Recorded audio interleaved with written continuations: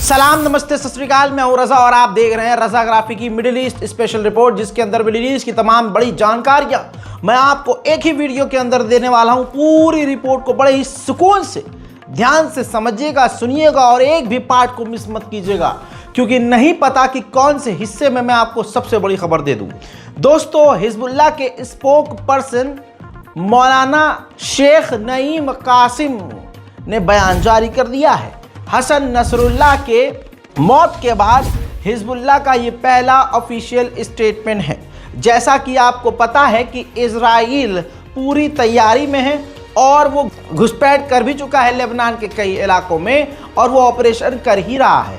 ऐसे में हिजबुल्लाह की तरफ से ये ऑफिशियली बयान शेख नईम कासिम ने दिया है कि हम हिजबुल्लाह के तमाम लोग, हिजबुल्लाह संगठन इजराइल से लड़ने के लिए, इजराइल का सामना करने के लिए तैयार है। हमारे लीडर की शहादत तो हो गई है, लेकिन इसका मतलब ये नहीं है कि हिजबुल्लाह ख़त्म हो गया है, बल्कि हिजबुल्लाह संगठन और मजबूत है और हम हर तरह से अपनी ज़मीन का बचाव करेंगे। हजरात, उधर जिस चीज़ का डर था वो हो ही गया है। इजराइल की फ़ौज लेबनान में घुस गई है और एक तरफ से लेबनान की सरजमीन पर घुसने के बाद गोलीबारी इजराइल की सेना कर रही है, वहीं आसमान से भी इजराइल बम बरसा रहा है। देखिए,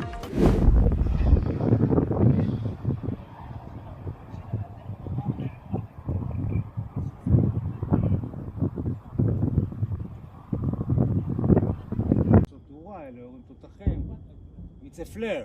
Yeah. כן, עם הכתב.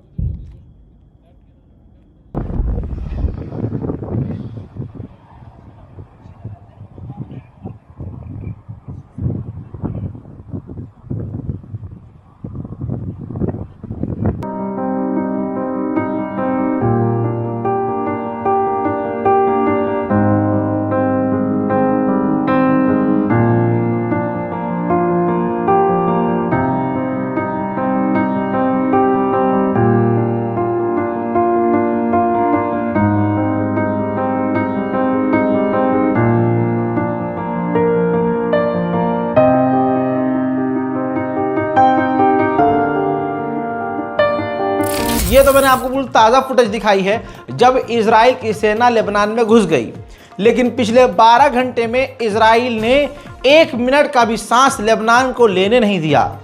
पिछले अगर 24 घंटे का अपडेट दूं तो 24 घंटे में इजराइल ने हर 2 घंटे के अंदर, हर 1 घंटे के बीच में लगातार बमबारी की है। लेबनान पूरी तरह से गज्जा बनता हुआ हम अपनी आंखों से देख रहे हैं। तमाम अरब देश खामोश हैं और यकीन कीजिए, जो आज खामोश हैं कल उनका नंबर लगेगा। देखिए,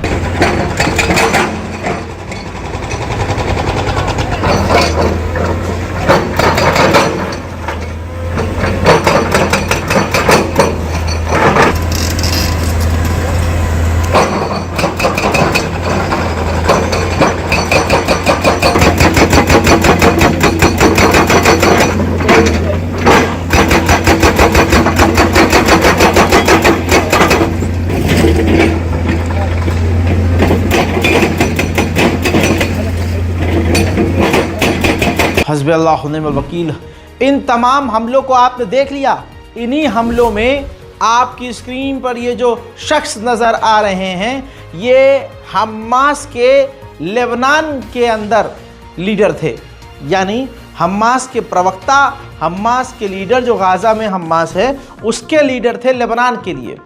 पिछले 24 घंटों के हमलों में ये शख्सियत भी मारी गई है। हमास को एक बड़ा नुकसान हुआ है। उधर मेरे दोस्तों, लेबनान की आर्मी के ऊपर अमेरिका, यानी लेबनान की गवर्नमेंट के ऊपर अमेरिका का भी दबाव है। हाल ये है कि लेबनान की आर्मी दुम दबा रही है, हिजबुल्लाह पीछे नहीं हट रहा है, लेकिन वहीं लेबनान की आधिकारिक फौज बजाय हिजबुल्लाह या दूसरे तमाम संगठनों का साथ देने के, क्योंकि वो तो उन्हीं की ज़मीन के लिए लड़ रहे हैं ना, लेकिन ऐसा नहीं हुआ। लेबनान की फोर्स 5 किलोमीटर पीछे हट गई है। दोस्तों, ये है जब आप किसी हरामी की दी हुई रोटी खाएंगे और इजराइल और अमेरिका के टुकड़े पर पलेंगे। तो आप कभी भी इनका सामना नहीं कर पाएंगे। ज़रा ये सोचें, इसे कहते हैं ईमान, इसे कहते हैं अखलाक, इसे कहते हैं मुसलमान। गाज़ा के लोगों के पास खुद के लिए कुछ नहीं है, लेकिन गाज़ा की इस तस्वीर को देखिए कि गज़ा के लोग जिसके पास जो कुछ है वो इकट्ठा कर रहे हैं, चंदा इकट्ठा कर रहे हैं लेबनान के लोगों के लिए, लेबनान की मदद के लिए।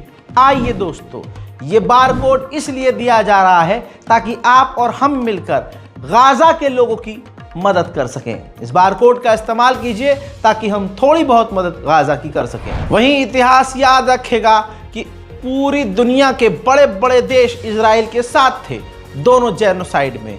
ये दूसरा जेनोसाइड अब लेबनान में इजराइल शुरू कर चुका है और जर्मनी ने पूरी तरह से इजराइल का बचाव किया है।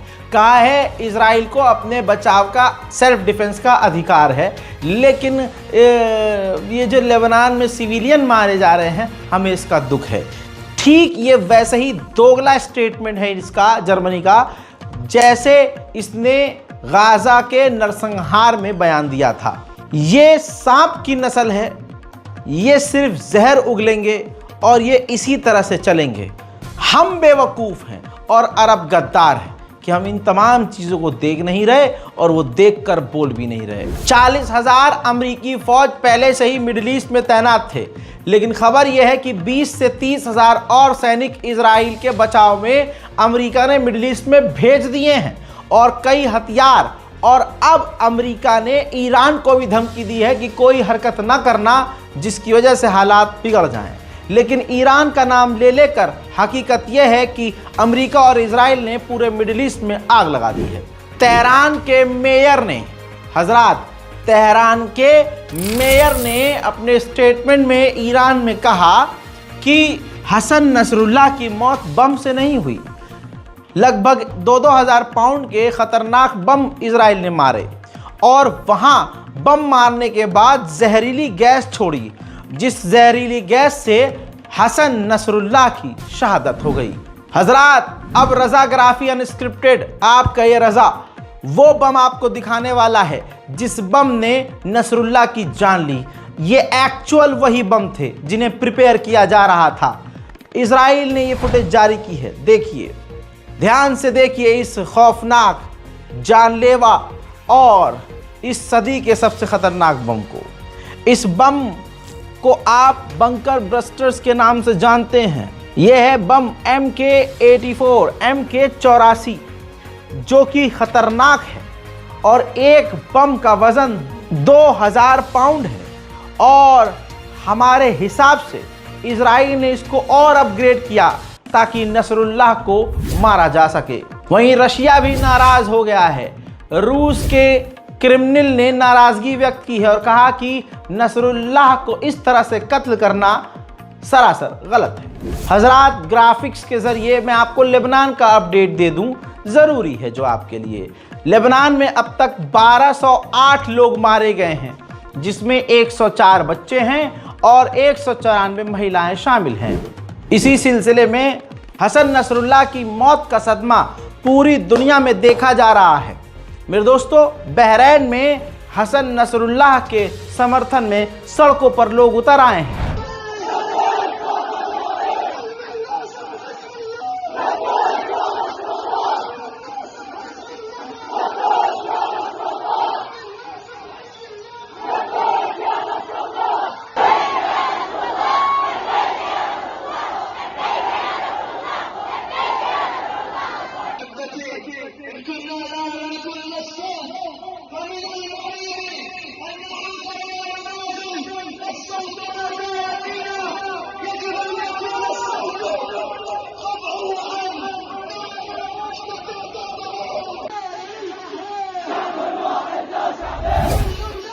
ऐसे ही भारत का हाल तो और ही बुरा है, जहां भारत के मुसलमान खुद रोज पीटे और मारे जा रहे हैं। जो भारत के मुसलमान बेचारे अपने लिए नहीं बोल पा रहे हैं, ऐसे में जो फिलिस्तीन का झंडा भी लहरा दे रहे थे, इस दोगली सरकार के द्वारा वो फिलिस्तीन के झंडे को लहराने वाले गिरफ्तार भी किए जा रहे हैं।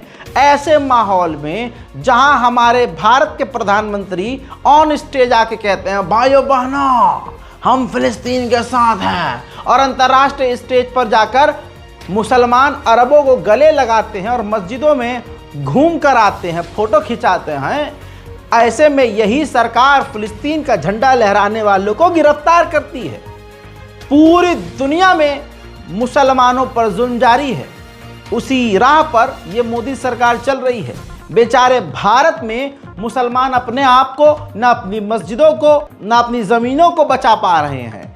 ऐसे में यह बड़ी हिम्मत का काम था कि भारत के यूपी के राजधानी लखनऊ में मुसलमानों ने रैली निकाली और हसन नसरुल्लाह की याद में ज़ोरदार नारे लगाए। लखनऊ का ये मंजर आपको देखना चाहिए।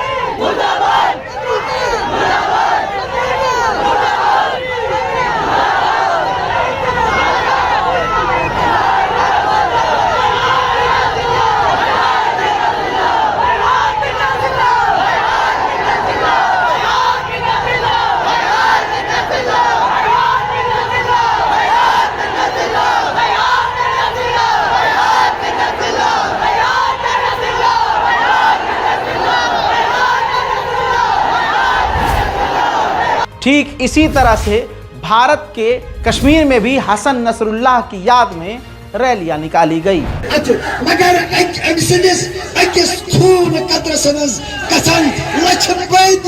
हसन नसरुल्लाह ये मुकावमत जारी सारी थावन यमन दिन में पंज इसराइल दिन में बे तफसीदन हवाईरन दिन में पंज शतल भी अज़ाइरन कामयाब कसले।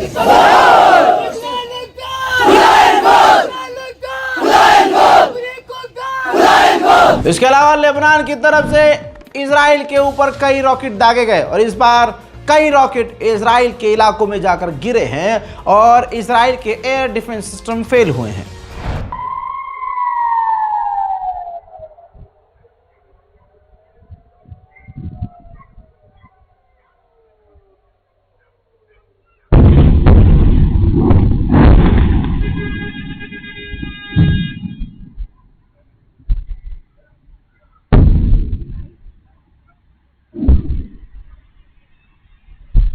חבר, אתה לא מתקרב לשם עכשיו. בוא נבדוק, אולי יש מישהו בפנים, אחי.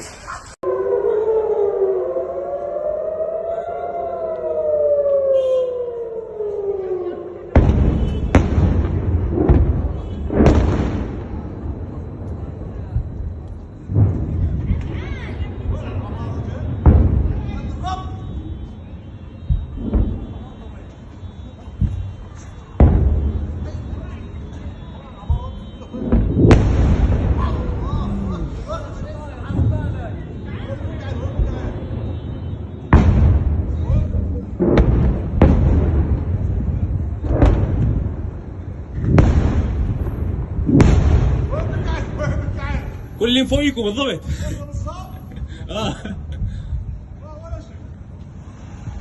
उधर इजराइल ने ईरान को धमकी दी है कि अगर हमारे और हिजबुल्लाह की लड़ाई के बीच में आए तो तुम्हारे न्यूक्लियर फैसिलिटी को कुछ ही मिनट में तबाह कर देंगे। वहीं अमेरिका ने अपनी नाजायज़ औलाद इजराइल के बारे में सफाई दी है कि ग्राउंड ऑपरेशन लेबनान में भले ही इजराइल कर रहा है लेकिन वो बहुत छोटे लेवल पर कर रहा है और वो ज़्यादा लंबे समय के लिए लेबनान में टिकेगा नहीं। अब अपने दिल पर हाथ रखिए और बताइए, क्या अमेरिका की इस बात पर आपको यकीन है? नहीं। बिल्कुल ताज़ा जानकारी ये है, पहले से 40,000 मिडिल ईस्ट में अमेरिका की फ़ौज है, फिर कुछ घंटे पहले अपडेट आया कि और सेना भेजी है, और अब तीसरा अपडेट ये है कि और नई बटालियन अमेरिका ने, नई मिलिट्री, नई फोर्स, नए कमांडर इजराइल को बचाने के लिए मिडिल ईस्ट में अमेरिकी फ़ौज की टुकड़ियाँ भेजी हैं। नई, आप समझ सकते हैं, इतने से इजराइल को बचाने के लिए और आतंक जो फैला रहा है उसी को बचाने के लिए अमेरिका ने अपनी तमाम ताकत मिडिल ईस्ट में झोंक दी है। वहीं जर्मनी ने लेबनान में मौजूद जर्मन लोगों को लेबनान से निकालना शुरू कर दिया है। हालात सख्त हैं, हर पल नई नई चीज़ें सामने आ रही हैं। लेबनान के लिए, गाज़ा फ़िलिस्तीन के लिए और पूरी दुनिया के मुसलमानों के लिए दिल से दुआ कीजिए, क्योंकि हर जगह मुसलमान बुरे हालात में हैं। मेरे दोस्तों, इसके अलावा मन की बहुत सारी बातें हैं, मेरे मन की, आपके मन की, और बहुत ऐसी चीज़ें हैं जो मैं इन तमाम चैनलों पर अपने बोल नहीं सकता। तो मेरे दोस्तों, ये है रज़ाग्राफी सोशल, हमारा तीसरा चैनल, जिस पर खुलकर मैं आपसे लाइव बात करूंगा। ऐसे तमाम तथ्य, दुनिया में जो कुछ भी हो रहा है, सीधी और साफ बात हमारे इसी चैनल पर, थर्ड चैनल जो हमारा रज़ाग्राफी सोशल है, इस पर बात करूंगा। तो अगर आप चाहते हैं मेरे और करीब आना, हमारे टीम के और करीब आना और चीज़ों को खुलकर समझना और मुझसे बात करना और हमारी टीम से घुलना मिलना और दुनिया भर के तमाम मुद्दों पर कड़वा सच सुनना चाहते हैं, तो मेरे रज़ाग्राफी सोशल जो हमारा चैनल है, थर्ड चैनल है, उस पर ज़रूर आइए, ताकि हम एक फैमिली की तरह बैठकर कुछ बातें कर सकें। यकीन कीजिए, जैसा आज तक आपको हमारा कोई वीडियो देख के नुकसान नहीं हुआ बल्कि फ़ायदा हुआ है, इस तीसरे हमारे चैनल पर सबसे ज़्यादा फ़ायदा होगा। इस पर मैं आपको बहुत कुछ सिखाने वाला हूँ, बहुत कुछ बताने वाला हूँ और आपको बड़े बड़े फ़ायदे पहुँचाने वाला हूँ। चाहे आप यूट्यूबर बनना चाहते हैं, चाहे आप एक कामयाब इंसान बनना चाहते हैं, चाहे आप इतिहास जानना चाहते हैं, चाहे आप माहौल को पढ़ना चाहते हैं, चाहे आप जंग के बारे में जानना चाहते हैं, चाहे आप मिडिल ईस्ट को और अच्छे से जानना चाहते हैं, तो हमारे तीसरे चैनल रज़ाग्राफी सोशल से जल्दी से जुड़ जाइए। जय हिंद।